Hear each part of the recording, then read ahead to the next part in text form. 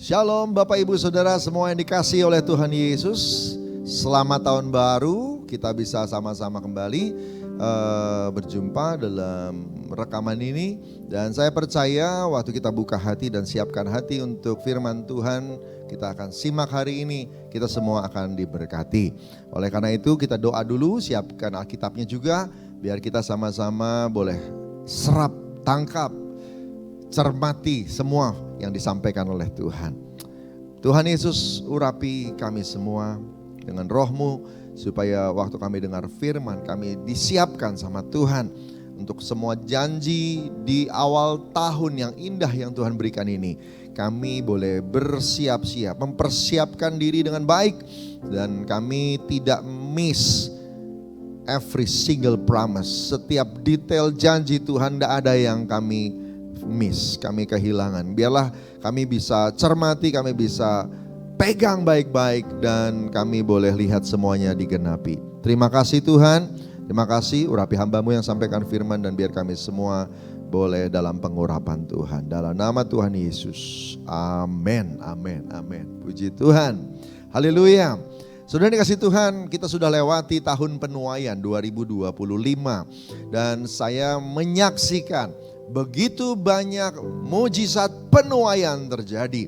Saudara, dan sebenar yang dikatakan oleh gembala pembina kita, bahwa apa yang kita tabur di waktu-waktu sebelumnya dituai di tahun 2025. Saya melihat sendiri, menyaksikan sendiri bagaimana konsistensi, perjuangan, ketekunan orang-orang yang mengalami penuaian. Ada yang dapat penuaian, anak-anaknya dapat pekerjaan, anak-anaknya lulus, ada yang dapat penuaian, dapat beasiswa, ada yang keluarganya diberkati, terobosan terjadi, pemulihan keluarga, problem-problem solve, selesai, beres. Saudara, 2025 benar-benar saya panen kesaksian dari banyak orang, dari beberapa cabang-cabang gereja-gereja. Saudara dikasih Tuhan, betul tidak semua mengalami, atau ada yang mengalami banyak, ada yang mengalami sedikit. Mengalami sih, tapi gak sebanyak yang lain.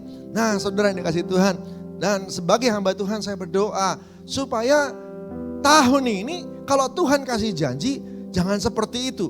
Kita berdoa sama-sama, semua mengalami dan mengalaminya banyak. Katakan amin. Ya, janji Tuhan tentunya diberikan kepada semua yang percaya. Tetapi tidak hanya sedikit-sedikit. Tuhan pasti maunya kasih berlimpah-limpah. Namun ada pasti di dalam setiap janji sebuah prasyarat. Dalam setiap janji ada kondisi yang disebutkan. Dan oleh karena itu kita mesti memperhatikan. Rencana Tuhan itu pasti indah. Rencana Tuhan pasti tidak pernah salah. Rencana Tuhan jauh di atas rancangan kita. Jadi kalau yang terjadi tidak cocok seperti yang kita tahu, gak mungkin Tuhan yang salah pasti dari kita.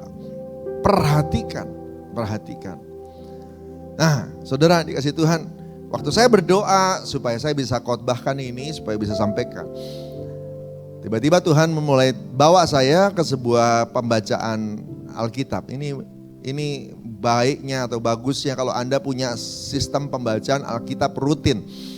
Urut, nanti Tuhan bisa bicara dan pakai kisah-kisah atau cerita-cerita atau pengajaran-pengajaran yang ada di pembacaan-pembacaan Anda, itu jadi pesan, jadi message, urut. Ya.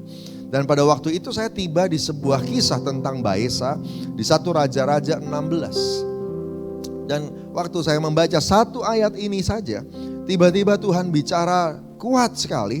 4 ayat ya. 4 ayat ini tiba-tiba Tuhan bicara kuat sekali. Perhatikan apa yang dialami sama Baesa dan Yerobeam. Dan pada waktu saya mulai selidiki, saya tiba-tiba melihat, iya ya, sebenarnya waktu Yerobeam atau Baesa, 2 orang ini akan diangkat menjadi raja Israel. Ya, buat Anda yang belum tahu, Israel tadinya satu, tapi kemudian ada kesalahan di Salomo. Salomo tidak tekun seperti Daud ayahnya, maka Tuhan berkata di keturunannya Salomo, di Rehabeam, nanti raja berikutnya kerajaan Israel akan pecah 2. Nah, 2 suku akan ikut Daud, 10 suku akan di utara, akan punya raja sendiri. Dan Yerobeam adalah raja pertama di Israel yang utara itu untuk memerintah di sana. Yerobeam itu ternyata direncanakan oleh Tuhan. Bukan cuma jadi raja biasa. Tuhan waktu mengangkat Yerobeam menjanjikan Yerobeam menjadi Daud kedua. Bukan cuma raja biasa.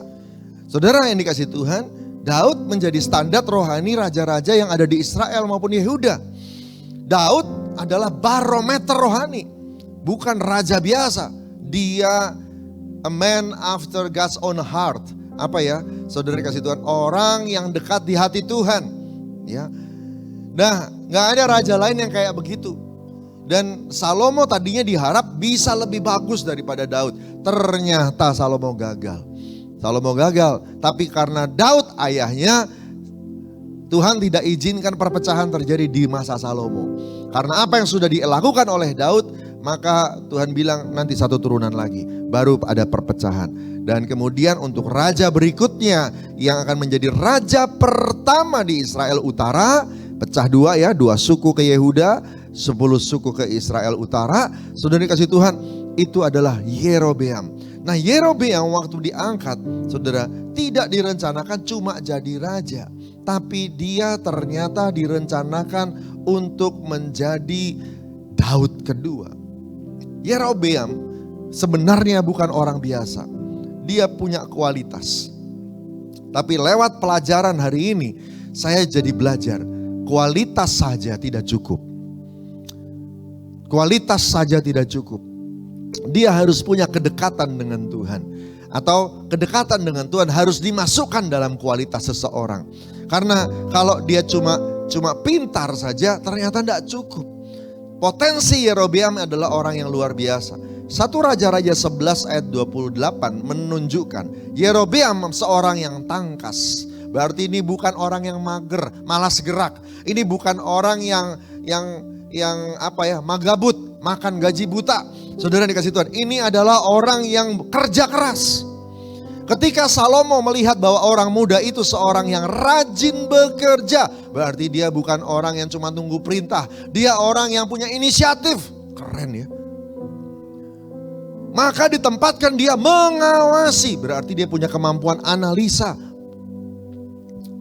Punya wibawa untuk bisa menundukkan orang-orang yang diawasi. Tapi saudara dikasih Tuhan, dia juga ngerti firman loh ternyata. Ya, ngerti saja ternyata gak cukup karena bisa nyasar kayak Yerobeam.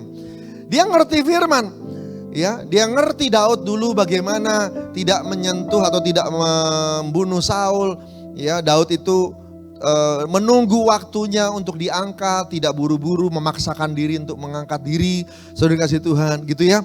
Nah, di 1 Raja-Raja 11 ayat 40, waktu dia punya masalah sama Salomo, Salomo cemburu sama Yerobeam, maka Salomo berikhtiar membunuh Yerobeam, tapi Yerobeam bangkit dan melarikan diri ke Mesir. Persis kayak Daud melarikan diri dulu ke Filistin supaya tidak diganggu sama Saul.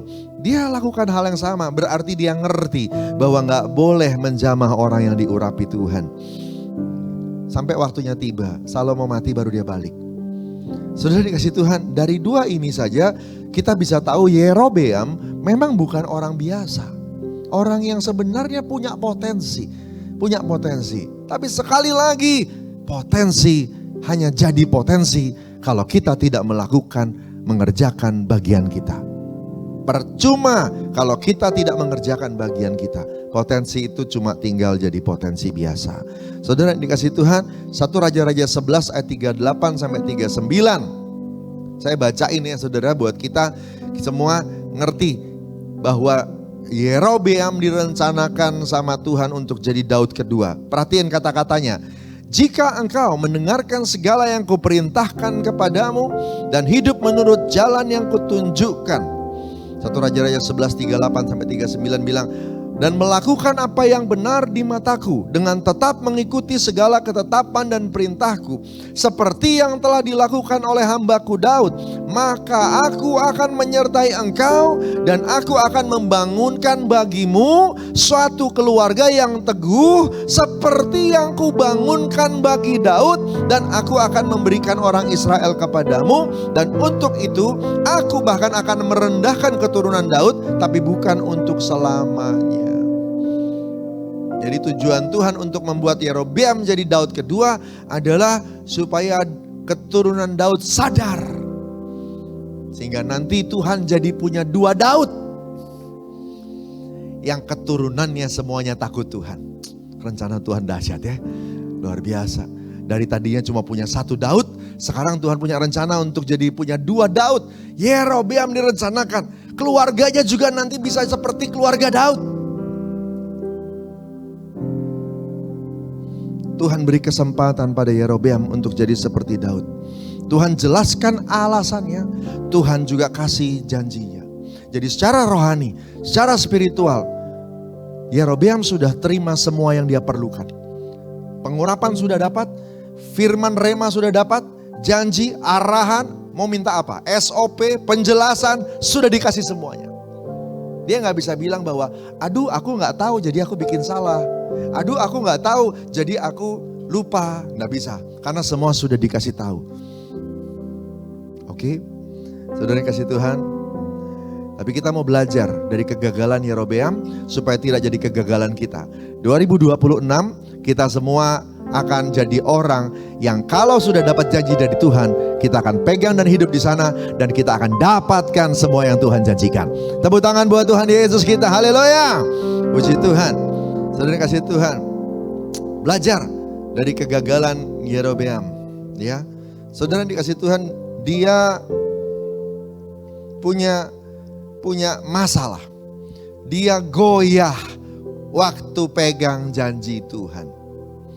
Ayat 38 sampai ayat 39 yang tadi kita sudah bacakan, di sana jelas dibilang kalau kamu pegang janji, kalau kamu lakukan perintah dengan sungguh-sungguh.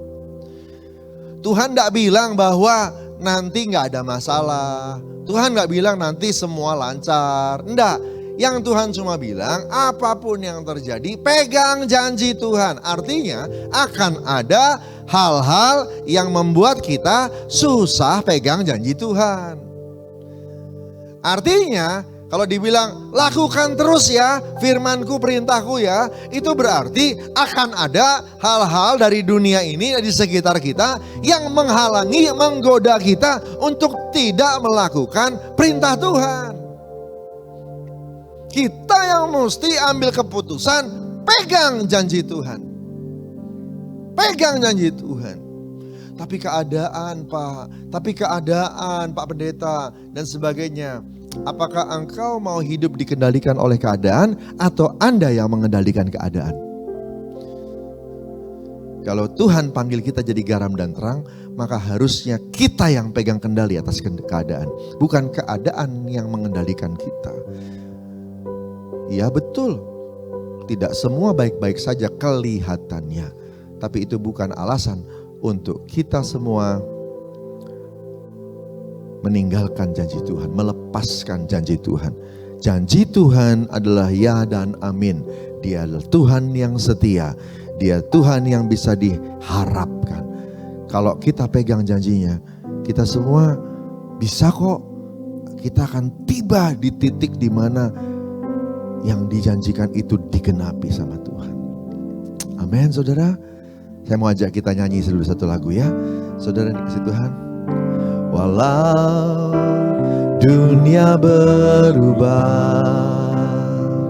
namun kasih-Mu Tuhan tetap sama di hidupku.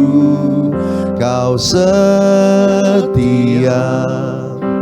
dalam setiap rencana-Mu, ku percaya hidupku dalam tangan-Mu. Sampai detik ini ku melihat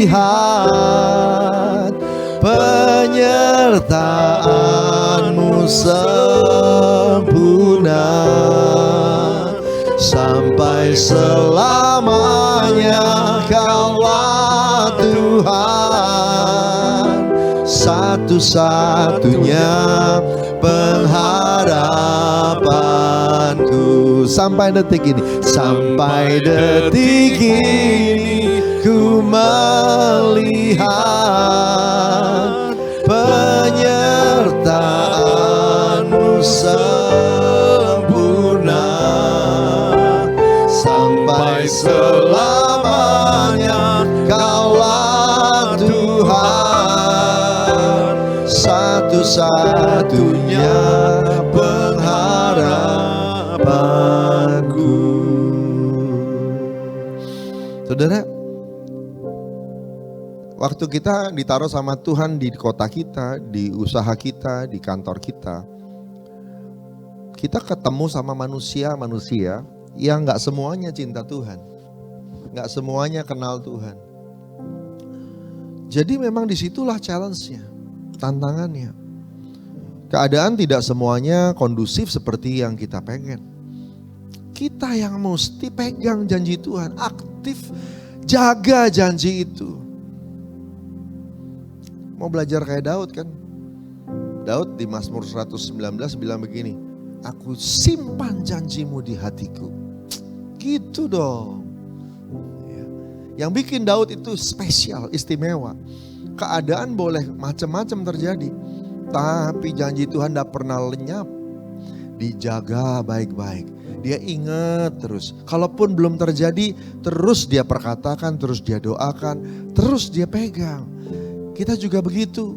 Kalau ada doa belum dijawab, keluarga belum pulih, suami atau istri belum pulih, anak-anak belum pulih, kesehatan belum sembuh, terobosan belum terjadi, jangan nyerah. Enggak Pak, saya enggak nyerah Pak. Oh ya, jam doamu kenapa berkurang? Itu nyerah namanya.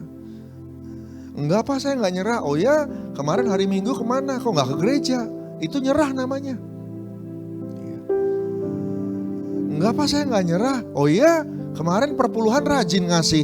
Begitu ada masalah, kenapa perpuluhan jadi mulai enggak rajin ngasih? Mulai enggak percaya? Saudara, perubahan sekecil apapun dalam disiplin rohani kita, itu tanda rohani kita lagi goncang. Dan oleh karena itu, pegang janji Tuhan. Jangan pernah berubah, jangan nyerah. Supaya kita bisa lihat semua yang dijanjikan terjadi. Katakan amin. Saudara dikasih Tuhan, Anda mau judul khotbah? Judul khotbah saya ini self-sabotage. Sabotase mandiri. Ada banyak orang gagal panen. Bukan karena faktor luar, tapi faktor dalam orangnya sendiri. Oleh karena itu, supaya 2026 gak terjadi, kita belajar dari Yerobeam. Yang kedua, saudara kasih Tuhan, ayo bangun hubungan. Kita tahu dunia akan berusaha tarik kita keluar dari rencana Tuhan. Kita tahu keadaan akan berusaha membuat kita menjauh dari harapan. Tapi Daud menguatkan kepercayaannya. Dalam kisah di Ziklag, waktu dia sedang diterpa, keluarganya diculik, dia sedang menghadapi tantangan dari luar maupun dari pasukannya sendiri yang marah karena keluarga mereka diculik. Ziklag diserbu. Saudara dikasih Tuhan, di sana dicatat sebuah kalimat yang indah. Dibilang begini, Daud menguatkan kepercayaannya kepada Tuhan. Dia membangun hubungannya dengan Tuhan. Dia tahu kalau tanpa Tuhan dia pasti gagal. Tanpa Tuhan dia gak bisa bikin apa-apa. Ini yang dikatakan Yohanes 15 ayat 5. Di luar aku kamu gak bisa buat apa-apa. Kalau dalam bahasa Inggrisnya, salah satu terjemahan bilang begini, di luar aku apapun yang kau usahakan sia-sia. Makanya gak boleh ada di luar Tuhan. Bangun hubungan dengan Tuhan. Connection. Jangan lupa, ini 5786. Tahun Ibrani 5786. Connection penting. Hubungan penting. Bangun hubungan dengan Tuhan. Jangan kendor saat teduhnya. Jangan kendor baca Alkitabnya. Jangan kendor ibadahnya. Jangan kendor doanya. Hari-hari doa pujian penyembahan. Itu Spotify, earphone, isi dengan pujian penyembahan. Jangan dengan lagu dunia aja. Tapi kita semua terus fokus sama Tuhan. Buka YouTube tuh YouTube yang bagus-bagus. Firman, khotbah. Jangan isi dengan yang kabar-kabar yang menggetarkan, yang menakutkan. Tapi kita harus bangun diri kita, bangun hubungan kita dengan Tuhan. Yerobeam tergoncang. Itu sebabnya dia makin jauh dari Tuhan. Gak masuk akal. Yerobeam juga termasuk orang beribadah kepada Tuhan. Yerobeam juga termasuk orang yang ngerti Taurat.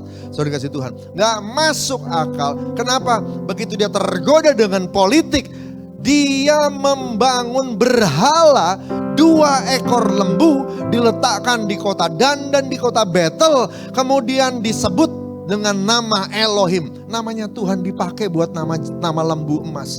Saudara kasih Tuhan. Lalu kemudian dibilang kepada orang Israel, gak usah nyembah ke Yerusalem. Kalau mau nyembah ke patung ini aja.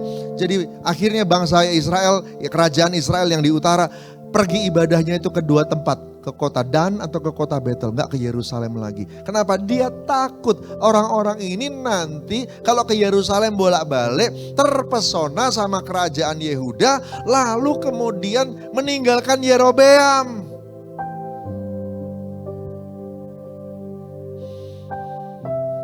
Kunci keberhasilan. Jangan takut kehilangan manusia. Tapi takutlah kalau kau kehilangan Tuhan. Jaga hubunganmu dengan Tuhan. Lihat Saul. Sama kan? Bukannya dia belajar jadi seperti Daud, malah dia belajar jadi seperti Saul. Yang ketiga, belajar dari kesalahan kegagalan Yerobeam adalah dia tidak mentaati cara Tuhan. Dia gak percaya cara Tuhan. Jadi cara Tuhan adalah gini. Rajanya beda, tapi rakyatnya tetap boleh beribadah ke Yerusalem. Itu cara Tuhan. Yerobeam bilang, kalau begitu caranya, nanti lama-lama orang-orang ini ninggalin aku. Lama-lama Daud jadi berkuasa lagi atas Israel. Dia tidak percaya cara Tuhan. Saya hari-hari ini lagi ngelihat banyak orang ngaku Kristen tapi tidak percaya cara Tuhan. Sama Tuhan disuruh kasih perpuluhan sebagai bukti iman, sebagai bukti ikatan, sebagai tanda ikatan. Saudara kasih Tuhan, tetapi kita nggak mau taat menyerahkan kembali. Itu bukan soal Anda setuju, Anda ngerti logikanya atau enggak. Ini soal Anda percaya cara Tuhan atau enggak. Gitu. Percaya cara, enggak usah dianalisa. Kalau Tuhan udah kasih perintah, ngapain dianalisa? Emang Anda Tuhan? Emang kita lebih hebat dari Tuhan? Halo, pendeta-pendeta atau siapapun itu yang di YouTube yang ngomongin soal perpuluhan enggak usah dan sebagainya. Itu ada di Alkitab. Yesus juga melakukannya. Perjanjian baru menuliskannya. Rasul-rasul menuliskannya. Emang Anda lebih hebat dari mereka semua?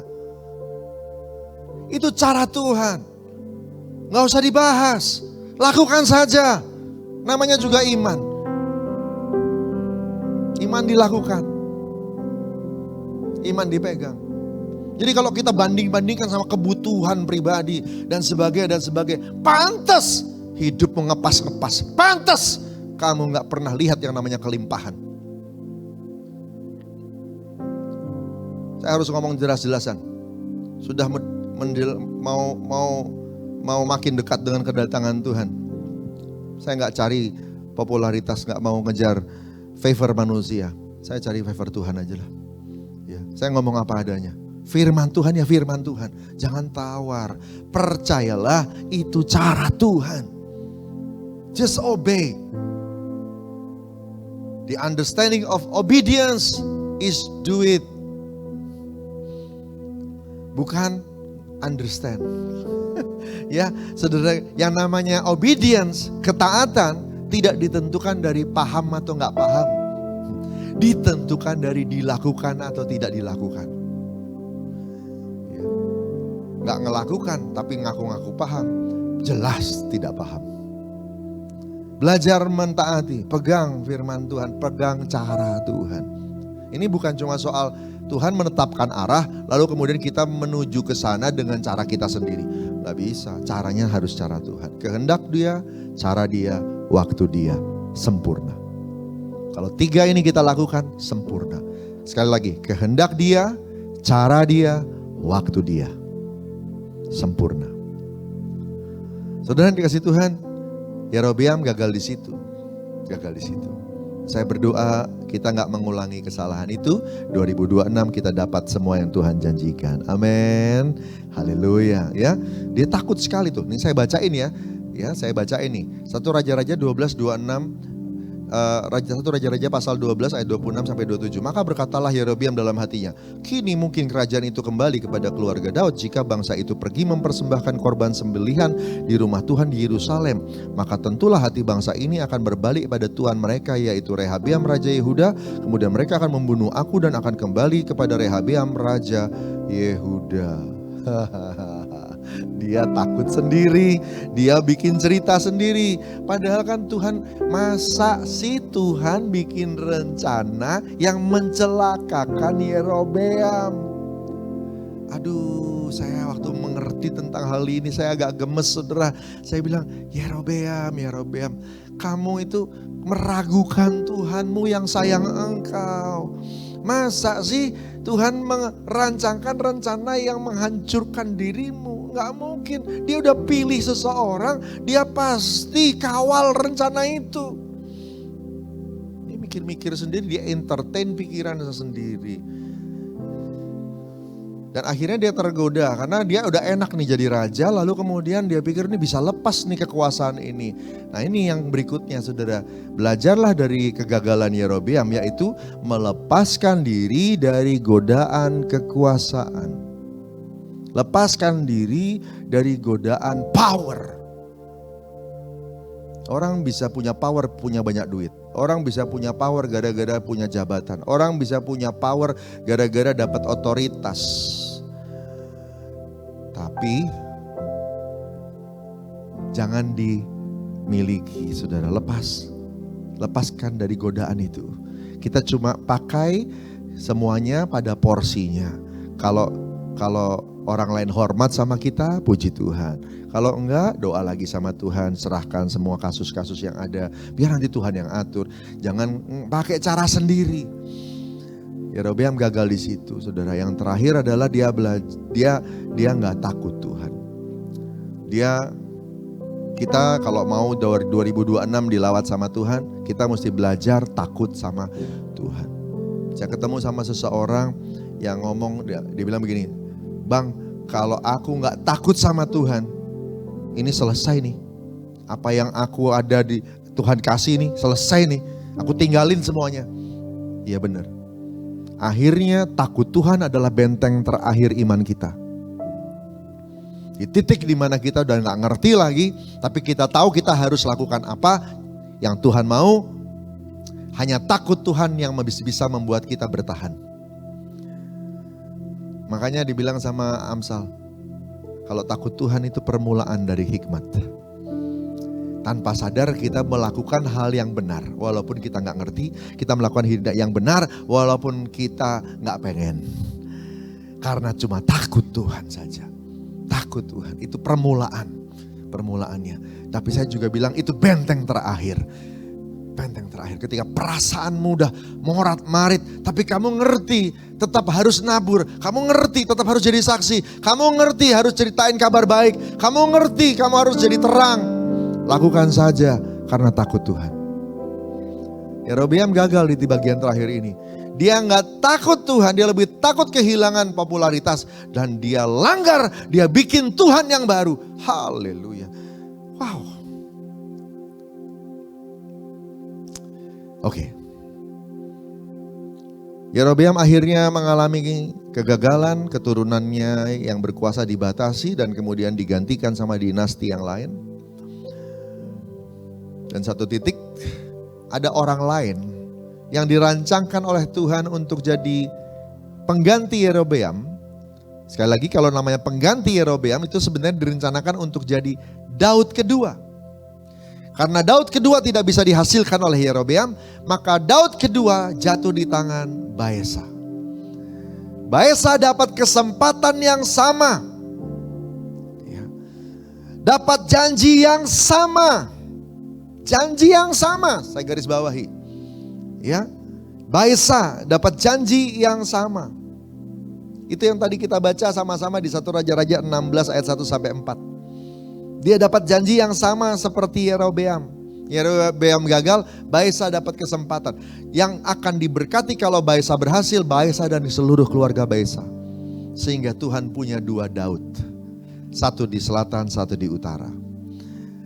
Tapi Baesa ternyata gagal lagi. Padahal udah ada contoh Yerobeam. Udah ada contoh Yerobeam. Tapi dia bisa gagal. Kenapa ya saudara? Kenapa ya? Nah ini dia 2026. Baesa gagal belajar dari kesalahan orang lain. Kita kalau udah pernah lihat orang lain bikin salah, belajar. Jangan cuma pintar menghakimi, belajar. Belajar dari kesalahan orang lain. Baesa gak belajar, dia bikin sama persis. Alkitab bilang dia hidup seperti Yerobeam hidup. Dia gak belajar. Dia gak belajar. Dia gak rendah hati. Dia gak punya learning mode. Saya mau berdoa supaya semua yang menyimak rekaman ini punya kerendahan hati. Punya cukup kerendahan hati untuk belajar. Learning mode. Selalu mau belajar. Selalu mau diajar sama Tuhan. Jadi kita itu waktu mau diarahkan keluarganya ikut. Diajar sama firman Tuhan oleh hamba-hamba Tuhan untuk saat teduh ikut. Rendah hatilah. Supaya kita belajar dari orang-orang yang udah gagal dapat janji Tuhan. Kita ikutin terus. Saya tahun ini 26 tahun jadi gembala. Dan saya perhatikan banyak orang berhasil. Banyak orang naik. Tapi saya juga perhatikan ada banyak orang jatuh. Banyak orang jatuh. Padahal orang-orang jatuh sebelum mereka juga banyak. Tapi kenapa mereka juga mengulangi kesalahan yang sama? Jatuh lagi. Saudara dikasih Tuhan, gak belajar. Belajar. Belajarlah dari kesalahan. Kita punya gembala seperti Pak Niko. Itu orang yang luar biasa. Dia bukan orang yang gak pernah bikin salah. Tapi dia cerita loh pada kita semua kalau dia bikin kesalahan. Dan kita juga harus belajar. Harus belajar. Kenapa Pak Niko masih dipakai Tuhan sampai hari ini? Masih dibawa sama Tuhan dalam rencana-rencana terakhir. Amanat Agung, Pentakosta ketiga, 2033. Masih ada terus pewahyuan. Karena beliau belajar. Apakah GBI Gatot Subroto sempurna? Enggak. Tapi kami belajar. Gereja ini belajar bertumbuh terus. Saudara kasih Tuhan, ayo siapkan diri. Jangan kita menyabotase rencana Tuhan. Padahal rencana Tuhan itu akan memberkati kita. Pegang janji Tuhan. Saya ulangi ya sebagai resume. Pegang janji Tuhan. Bangun hubungan dengan Tuhan. Taati dan percaya cara Tuhan. Jangan tergoda dengan kekuasaan. Lepaskan diri dari keterikatan itu. Dan belajar takut akan Tuhan. Lalu terakhir belajar juga dari kesalahan orang lain. Jangan ulangi. Sehingga kita bisa kuat. Daud memang gak sempurna. Tapi Daud tidak pernah jatuh di dosa yang sama. Dia selalu belajar lagi. Belajar lagi. Belajar lagi. Andalin Tuhan. Saya berdoa ini akan jadi berkat buat Anda dan saya semuanya. Rencana Tuhan selalu yang terbaik. Tapi kita yang perlu mau belajar. Haleluya. Mari kita berdoa. Walau dunia berubah, namun kasih-Mu Tuhan tetap sama di hidupku. Kau setia dalam setiap rencana-Mu, ku percaya hidupku dalam tangan-Mu. Sampai detik ini ku melihat penyertaan-Mu sempurna. Sampai selamanya Kaulah Tuhan, satu-satunya pengharapanku. Sampai detik ini ku melihat penyertaan-Mu sempurna. Yang masih duduk boleh bangkit berdiri bersama-sama. Selamanya Kaulah Tuhan, satu-satunya pengharapanku. Oh, sampai detik ini ku melihat penyertaan-Mu sempurna. Sampai selamanya Kaulah Tuhan, satu-satunya pengharapanku. Puji Tuhan untuk permulaan yang baik. Puji Tuhan untuk ketekunan. Tapi yang penting, kemenangan ditentukan siapa yang masih terus setia sampai garis akhir. Dan saya berdoa kita kuat terus ya. 2026 mujizat akan terus terjadi. Angkat tangan kita sama-sama. Bapa, aku berdoa, biarlah kuasa Tuhan bekerja. Setiap kami akan belajar untuk tidak mengulangi kesalahan Yerobeam dan Baisa. Kami semua belajar untuk cinta Tuhan lebih lagi, pegang janji-Mu dan percaya sama cara-Mu ya Tuhan. Tidak tergoda dengan tawaran-tawaran kekuasaan, pengaruh, harta, posisi. Tapi kami boleh terikat sama Tuhan saja.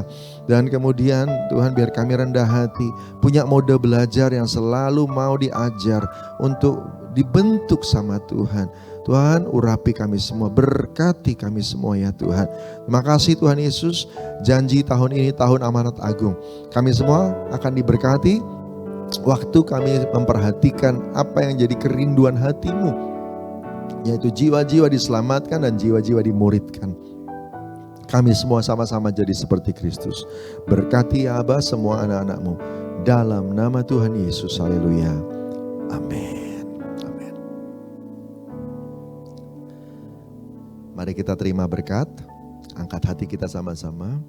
Kekasih-kekasih Tuhan, terimalah berkat berlimpah-limpah dari Allah Bapa di surga. Kasih karunia setia dari Tuhan Yesus Kristus, juga persekutuan dengan Roh Kudus yang manis menyertai kita semua dari saat ini sampai Maranatha dan sampai selama-lamanya. Yang diberkati Tuhan sama-sama katakan, amin. Tuhan berkati.